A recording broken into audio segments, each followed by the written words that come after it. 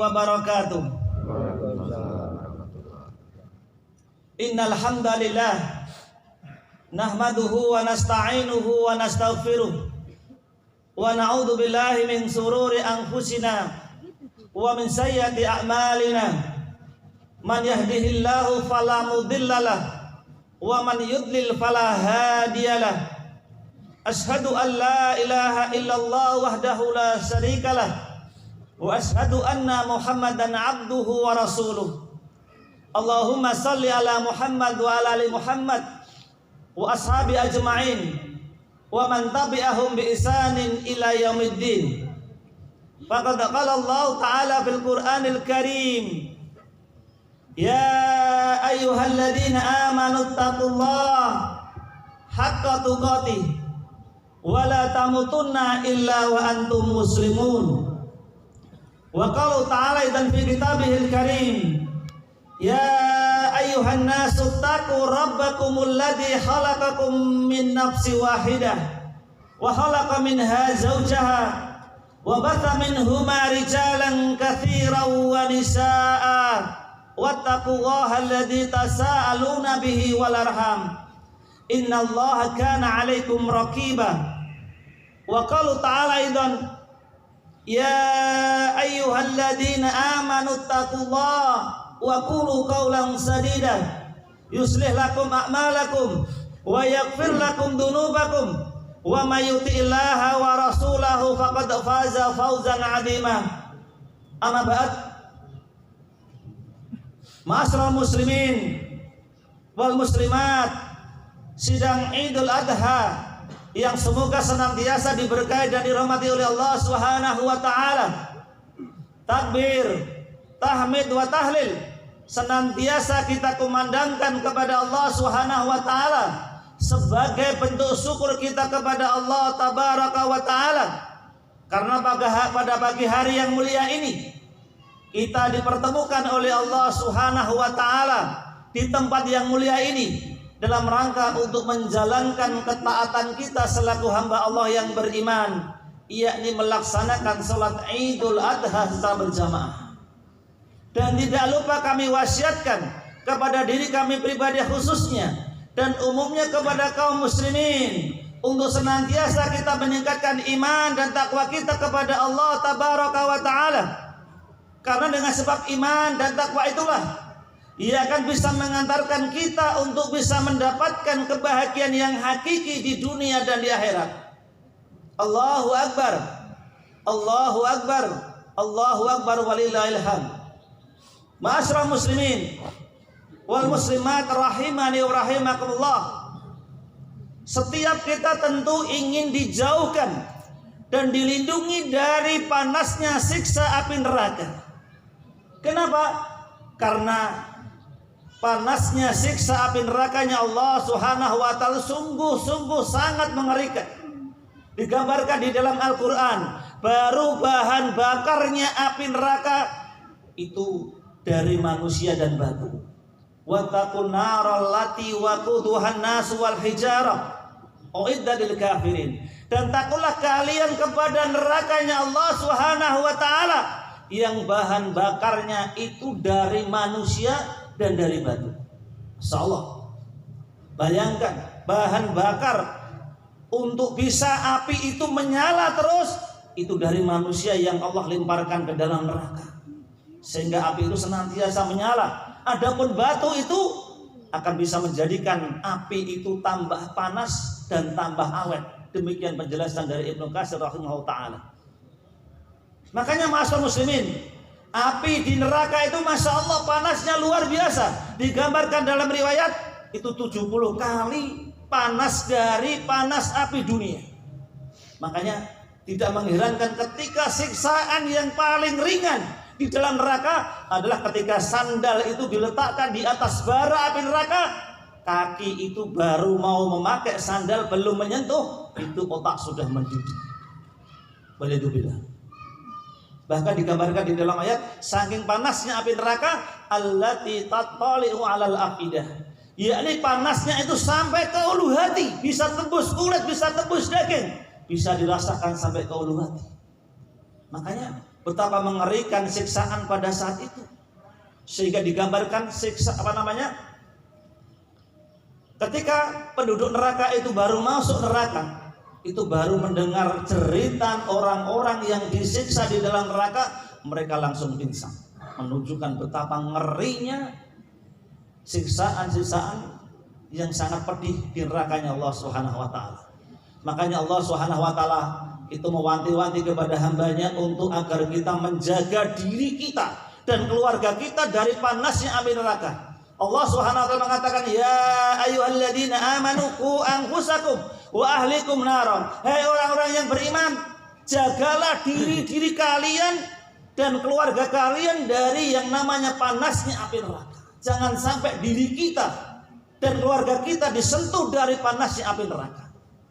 Bagaimana caranya, ma'asyiral muslimin rahimani wa rahimakumullah, agar kita bisa selamat dari nerakanya Allah, agar kita bisa dimasukkan ke dalam surganya Allah, yakni senantiasa kita gunakan kesempatan hidup ini untuk menjalankan ketaatan kita selaku hamba Allah Subhanahu wa taala, digunakan untuk ibadah sampai menjelang kematian kita jaga, kita senantiasa istiqomah di atas ketaatan kepada Allah Subhanahu wa taala. Karena barang siapa yang dia itu bisa istiqomah di atas ketaatan, di atas Islam sampai kematian yang terakhir itu menjemputnya, maka diharapkan dia mendapatkan kematian yang baik.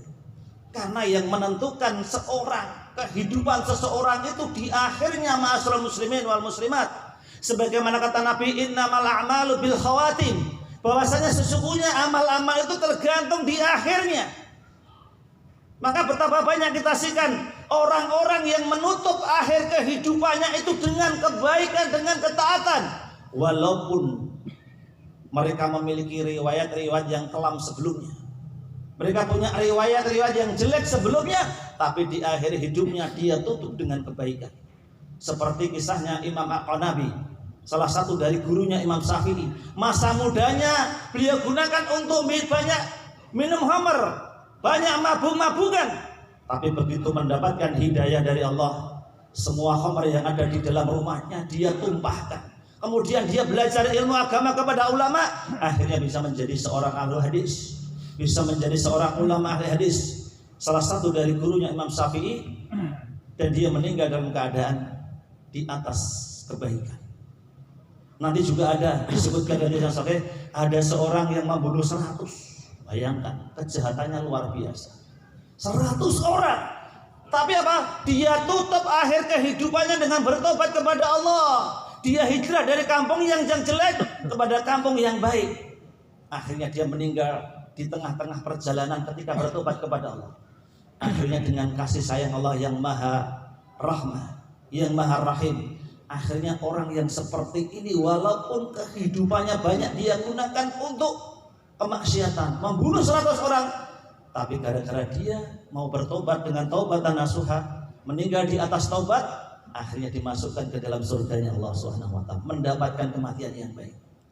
Begitu pula nanti dikisahkan dalam riwayat Muslim, ada seorang sahabat yang belum pernah melaksanakan amal kebaikan sedikit pun, belum pernah sholat, belum pernah ibadah puasa, zakat, haji dan yang lainnya, tapi hanya gara-gara dia beramal satu amalan, yakni berjihad di jalan Allah. Ketika kaum muslimin itu diserang oleh kaum kafir, kemudian hatinya tergerak untuk membela, kemudian menghadap kepada Rasulullah, ya Rasulullah, apakah saya masuk Islam dulu atau langsung berjihad membela agama Allah?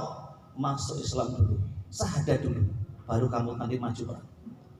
Kemudian dia syahadat, asyhadu alla ilaha illallah, kemudian maju perang, meninggal di atas jalan fisabilillah. Akhirnya Pak, dia tutup kehidupannya dengan kebaikan walaupun beramal sedikit. Makanya sampai-sampai Rasul mengatakan al-amalu qalil ajruhu katsir. Amalnya sedikit tapi ternyata pahalanya luar biasa di sisi Allah Subhanahu wa taala. Maka di sini Masya Allah bahwasanya Pak, penentu kehidupan itu di akhirnya. Di akhirnya Masya Allah muslim. Maka bagaimana cara kita agar bisa mendapatkan istiqomah dan nikmat dan meninggal di atas kebaikan? Yang pertama kata para ulama, jaga keislaman kita dan tauhid kita dari segala macam bentuk-bentuk kesyirikan. Jaga keislaman kita, jaga syahadat kita ini sampai kematian menjemput kita. Ya ayyuhalladzina amanu wala tamutunna illa wa antum muslimun. Ittaqullaha haqqa tuqatih wala tamutunna illa wa antum muslimun. Hai orang-orang yang beriman, bertakwalah kalian kepada Allah dengan sebenar-benarnya takwa, dan janganlah kalian meninggal, yakni meninggal di akhir kehidupannya itu dalam keadaan kamu bukan Islam. Maka alhamdulillah ketika Allah menganugerahkan kita Islam, kita sudah syahadat, sudah sholat, jaga keislaman kita sampai kematian menjemput kita. Maka diharapkan ketika kita meninggal di atas Islam, kita mendapatkan kematian yang baik. Dan juga jaga akidah kita, jaga tauhid kita dari segala macam bentuk kesyirikan.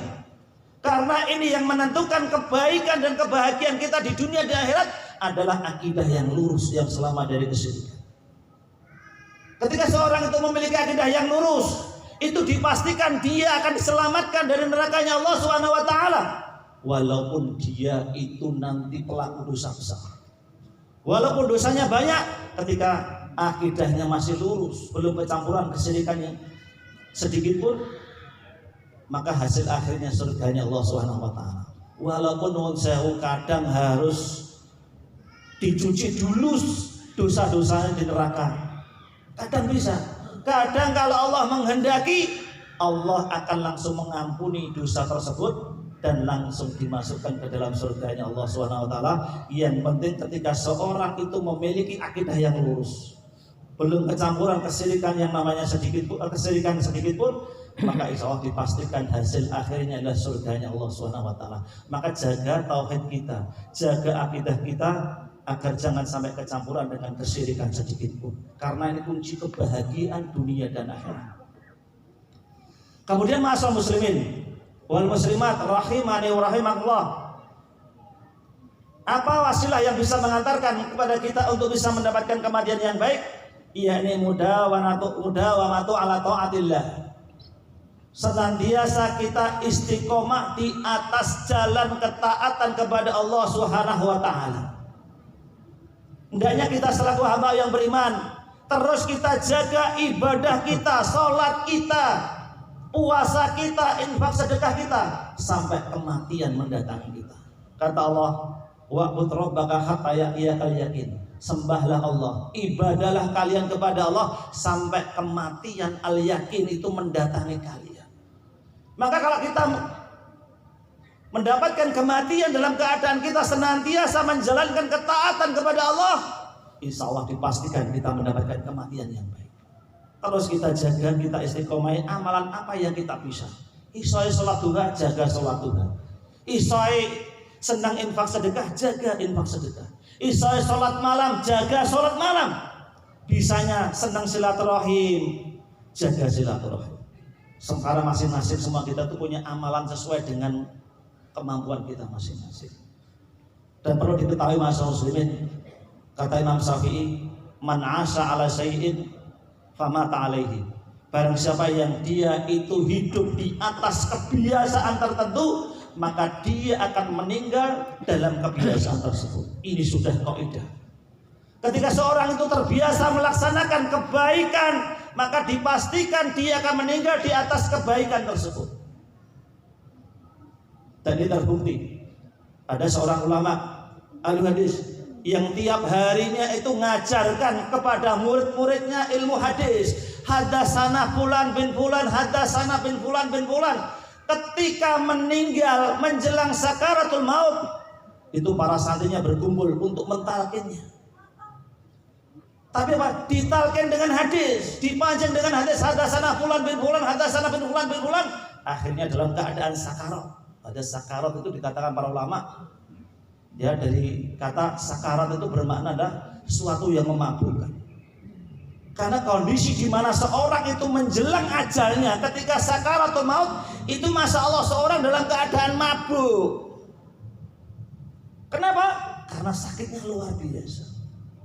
Ketika menjelang kematian itu digambarkan oleh Nabi, itu seperti seorang itu disayat 100 pedang. Saking sakitnya yang luar biasa, pikiran kita tuh tidak bisa berpikir dengan normal. Sakarat mabuk. Dalam keadaan yang seperti ini dipancing dengan hadis hadasana fulan bin fulan, hadasana bin fulan, langsung bisa nyaut. Akhirnya apa? Dia tutup kehidupannya dengan mengucapkan mangqala la ilaha mangkana kalami la ilaha mangkana akhiru kalami la ilaha illallah dakhala jannah. Siapa yang keadaan akhirnya membaca kalimat la ilaha illallah dakhala jannah, kemudian meninggal. Masyaallah. Meninggal dalam keadaan mengucapkan la ilaha illallah, itu dipastikan dalam hadis dia termasuk mendapatkan kematian yang baik. Kenapa? Kebiasaannya dia senantiasa mengajarkan hadis, mengajarkan kebaikan. Dan kita pernah dapat faedah dari seorang dokter yang bekerja di UGD. Kerja di UGD mesti pasiennya pasien yang berat, tidak mungkin pasien yang ringan datang di UGD. Tapi apa? Kita lihat dia mendapatkan pasien yang pertama itu datang dalam keadaan apa? Sekarat, kecelakaan, dalam keadaan Masya Allah parah sekali. Tapi dalam keadaan datang ke UGD itu dalam keadaan nyanyi. Dokternya heran, kok dalam keadaan seperti kok malah nyanyi. Akhirnya apa? Meninggal dalam keadaan seperti itu. Ditelusuri, ternyata kebiasaannya dia adalah seorang penyanyi. Akhirnya apa? Meninggal di atas kebiasaannya. Di lain waktu datang pasien yang lain dalam keadaan sekarat juga, kecelakaan yang luar biasa. Tapi dalam keadaan senantiasa membaca Al-Quran, menyenandungkan Al-Quran. Nah, dokter ini heran, yang kemarin nyanyi malah ngaji. Akhirnya dia meninggal dalam keadaan terus mentartilkan Al-Quran. Ketika diselidiki ternyata dia kebiasaan hariannya adalah guru ngaji. Maka di sini masyaallah muslimin, seorang itu meninggal di atas kebiasaannya. Maka monggo kalau kita punya amalan apapun yang kita miliki walaupun ringan, terus istiqomai, terus dijaga, dirutini, jaga istiqomahnya, maka insya Allah kita akan meninggal dalam keadaan seperti itu. Kemudian masyaallah muslimin wal muslimat rahimanillah, di antara wasilah yang bisa mengantarkan kematian yang baik, yakni husnudzon billah, berbaik sangka kepada Allah Subhanahu wa taala. Kita berbaik sangka kepada Allah, mudah-mudahan apa yang kita dapat pada hari ini, kita bisa sholat, kita bisa infak, kita bisa korban, ini merupakan kebaikan yang Allah tetapkan kepada kita, yakni surganya Allah Subhanahu wa taala. Walaupun semua manusia itu sudah Allah tentukan dia masuk surga, masuk neraka, semua kita sudah Allah tentukan kita masuk surga atau neraka. Cuma kita tidak boleh berpangku tangan. Ketika Nabi mengatakan seperti ini, para sahabat bertanya, kalau begitu tidak usah beramal ya Rasulullah, kita sudah ditetapkan surga neraka. Tapi apa kata Nabi? I'malu, beramalah kalian, fakullu muyassar lima khuliqal lahu. Karena semua itu akan dimudahkan dimudahkan kepada apa yang ditetapkan untuknya. Ama idza kana ahlu sahadah, adapun kalau dia ahlu sahadah, ahli kebaikan, fayusyasiru li amali ahli sahadah, maka dia akan dimudahkan untuk beramal-amal kebaikan. Maka mudah-mudahan kita berharap kepada Allah, berprasangka baik kepada Allah. Mudah-mudahan selama ini yang kita kerjakan, Allah melahirkan kita di atas keislaman, Allah melahirkan kita di atas ketaatan. Mudah-mudahan ini alamat kebaikan, tanda kebaikan yang Allah berikan kepada kita, dan kita berbaik sangka kepada Allah. Kalau seorang itu berbaik sangka kepada Allah, dia akan semangat. Oh, ini tenang, mudah-mudahan Allah benar-benar menghendaki saya kebaikan, sehingga saya bisa mati di atas kebaikan dan bisa mendapat surganya Allah Subhanahu wa taala. Amin. Kemudian di antara wasilah yang bisa mengantarkan husnul khotimah adalah memperbanyak sedekah. Ternyata amalan sedekah ini bisa menjadi penghalang dari seorang mendapatkan kematian yang cepat. Dalam hadis yang sahih disahkan Syalbani, Rasulullah SAW bersabda, inna sadaqata sir tudfi'u ghadab rabbi wa tudfi'u maitatasu. Sesungguhnya sedekah yang tersembunyi ini akan bisa memadamkan kemurkaan Allah Subhanahu wa taala dan akan bisa menghindarkan seorang dari kematian yang jelek. Insyaallah. Satu keutamaan yang luar biasa. Maka monggo kali kita ilhami diri kita untuk menjadi ahli sedekah. Mudah sedekah itu masyaallah muslimin. Ada kelonggaran rezeki, rakitan gor 500 perak, 1000 kita berangkat masjid, masukkan kotak infak. Minimal tiap hari 1 kali aja kita sudah menjadi ahli sedekah. Dan masih banyak pintu-pintu sedekah yang lainnya. Seperti ketika kita berjumpa dengan saudara kita, tetangga kita, konco masjid kita, senyum aja itu sedekah. Tabassumu fi wajhi hakika laka sedekah. Senyummu kepada saudaramu ini bernilai sedekah. Belum nanti ucapan takbir, tahmid, tahlil, ucapan yang baik dan yang lainnya masih banyak. Ini termasuk pintu-pintu yang mengantarkan pahala-pahala sedekah. Maka mari kita ilhami diri kita menjadi sedekah. Karena sedekah ini bisa menjadi seorang nanti terbebas dari api neraka. Disebutkan dalam hadis yang sahih, Rasulullah SAW bersabda, "Tasaddaqu fa inna sadaqata fikakun minan nar." Bersedekahlah kalian karena sedekah itu akan bisa menjadi jaminan dari nerakanya Allah Subhanahu wa taala.